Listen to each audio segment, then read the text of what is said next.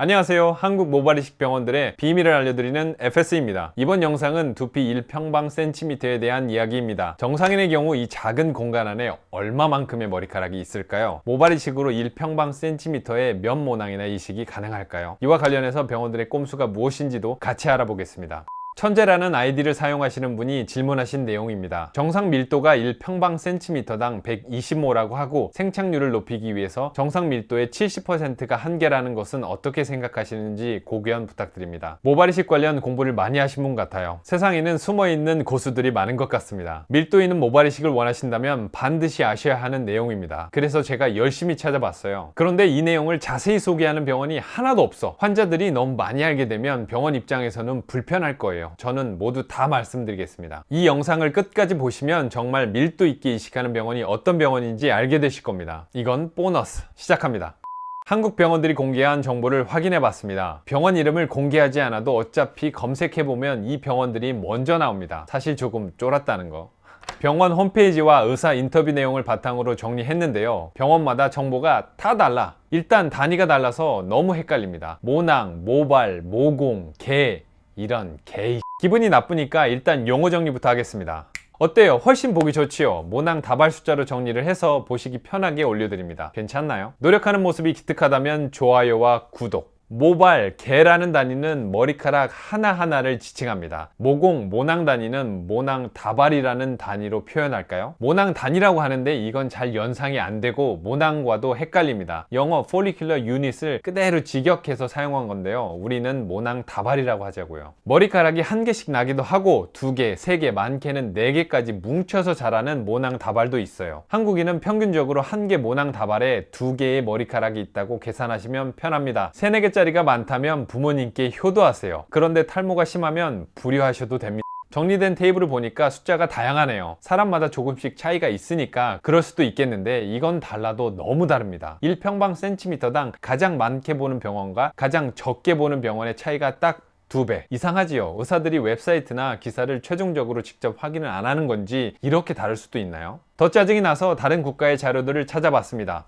중국 한족에 대한 정보인데요. 자세히 연구 결과가 나옵니다. 아래 링크 공유했으니 나중에 한번 보세요. Distribution of follicular unit and hair count in Han Chinese. Vertex OCP 단어가 어렵네요. 이렇게 어려운 단어 쓰는 건 지들만 알겠다는 거죠. 쉬운 한국말로 바꿔보겠습니다. 테이블을 보시면 모낭 다발 단위로 숫자가 나오고 머리카락 단위로도 나옵니다. 이렇게 보여줘야 진짜 아닌가요? 사진까지 명확합니다. 중국인이지만 인정. 크로스 체크 해야지요. 아주 짧게 다른 국가의 정보도 보고 올게요. 이번에는 태국. 정수리와 뒷머리는 중국 연구 자료와 거의 비슷합니다. 태국은 앞머리 정보도 따로 확인했네요. 좋아. 앞머리는 정수리 대비 5% 정도 밀도가 낮습니다. 혹시나 해서 태국 사람들 사진을 봤는데 특별히 한국 사람 대비 앞머리가 많거나 적은 것이 아닙니다. 흑인 머리도 잠깐 보면 흑인은 실제로 앞머리 밀도가 더 높습니다. 이런 사진 정말 유명하지요. 연구들 참 정확해요. 숫자랑 딱 맞습니다. 백인의 경우는 다른 인종과 비교해서 머리숱이 참 많네요. 한 개 머리카락만 나는 경우는 별로 없다고 하네요. 대부분이 두세 개 머리카락짜리 모낭 다발이라고 합니다. 데이터들 쭉 보여드렸는데 어떤가요? 과연 이런 데이터들을 한국 병원에서는 못 만들까요? 분명히 할 수 있는데 안 하는 이유는 잠시 후에 공개합니다.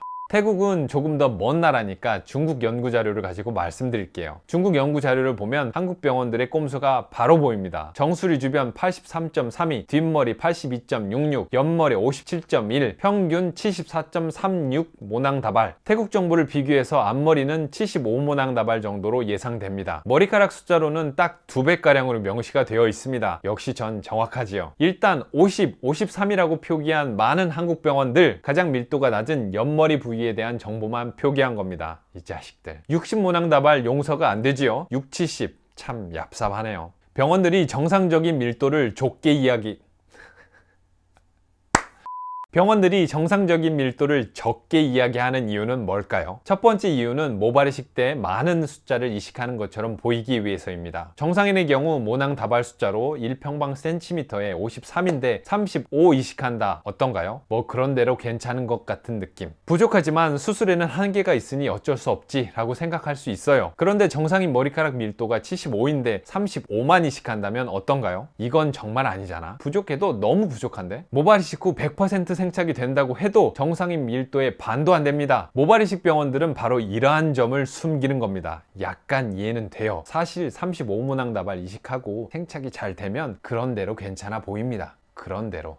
그런데 수치상 참 적게 느껴지니까 이런 꼼수를 사용하는 거죠. 의사 선생님들 이해는 됩니다. 욕은 안 했어. 그런데 생착률이 조금 떨어지게 되면 어떤 결과가 나올까요? 그리고 정수리는 83. 이래서 정수리 부분은 이식 후에도 효과가 낮은 것처럼 보이는 것은 아닐까요? 정수리는 다른 이유들도 많으니 이건 다른 영상에서 설명드리겠습니다.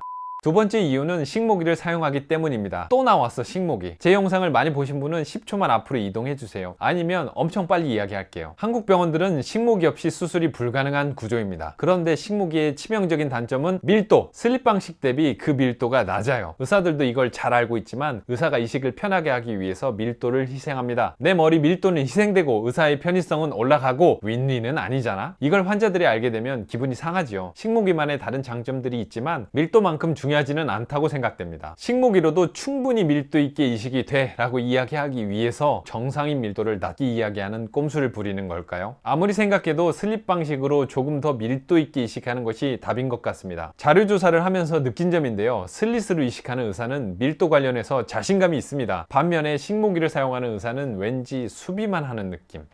이와 관련해서 좋은 병원을 찾는 팁을 알려드리겠습니다. 제가 영상을 위해 정보를 찾다 보니 다른 꼼수가 하나 더 보였습니다. 바로 99%의 병원들은 1평방센티미터당 이식 가능한 숫자를 비밀로 하는 느낌. 왜 이렇게 숨기는 게 많아? 제가 열심히 찾아봤는데요. 딱 2개의 병원만 공개적으로 이 정보를 공유하더라고요. 이 병원들은 정말 칭찬해주고 싶습니다. 잘했어. 물론 이 병원들도 정상인 밀도를 보수적으로 표시했어요. 병원들이 이 정보를 공유한다면 우리는 어떤 것들을 유추할 수 있을까요? 첫 번째는 의료진들의 모발 이식 능력치를 단번에 알 수 있습니다. 밀도 있는 이식은 그 병원의 실력 자체예요. 이걸 알면 병원의 모든 것을 다 알게 되는 겁니다. 수많은 경험을 통해 얻어진 숙련도, 기술력, 데이터, 팀워크 등이 조화를 이루어 얻어지는 결과가 바로 1평방센티미터당 밀도입니다. 1평방센티미터, 1평방.